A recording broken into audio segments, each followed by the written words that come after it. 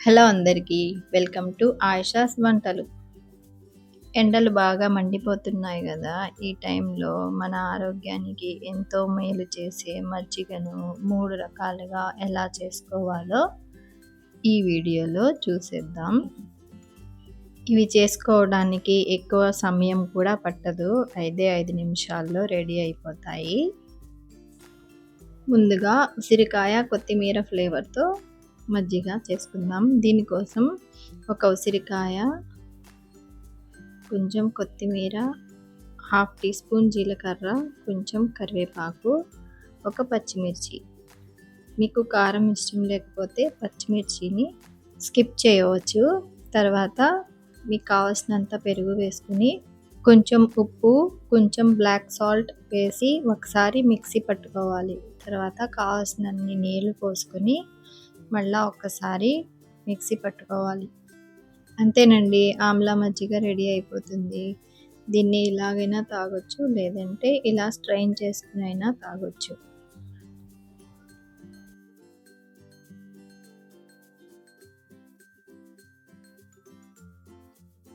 Next వచ్చేసి కీరదోసకాయ కొత్తిమీర పుదీనా ఫ్లేవర్తో మజ్జిగ. దీనికోసం హాఫ్ కీరదోసకాయ, కొంచెం కొత్తిమీర, కొంచెం పుదీనా, ఇంకా హాఫ్ పచ్చిమిర్చి వేసుకోవాలి.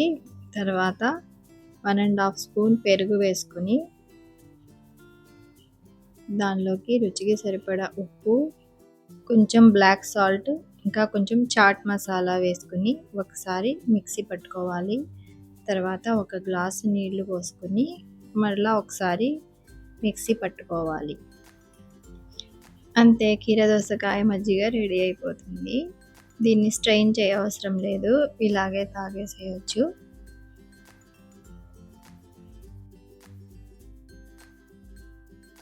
నెక్స్ట్ వచ్చేసి బీట్రూట్ ఫ్లేవర్తో మజ్జిగ. దీనికోసం కొంచెం కొత్తిమీర, హాఫ్ బీట్రూట్, హాఫ్ పచ్చిమిర్చి, కొంచెం పుదీనా ఒక మిక్సీ జార్లో వేసుకుని 1½ స్పూన్ పెరుగు వేసుకోవాలి.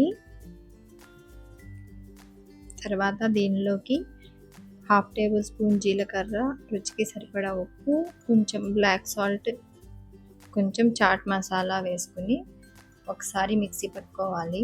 తర్వాత ఒక గ్లాసు నీళ్లు పోసుకొని మరలా ఇంకొకసారి మిక్సీ పట్టుకోవాలి.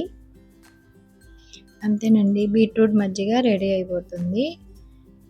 దాన్ని అలాగైనా తాగొచ్చు, లేదంటే ఇలా స్ట్రెయిన్ చేసుకోవాలి. అంతేనండి, చాలా ఈజీగా ఇంకా చాలా ఫాస్ట్గా రెడీ అయిపోతాయి.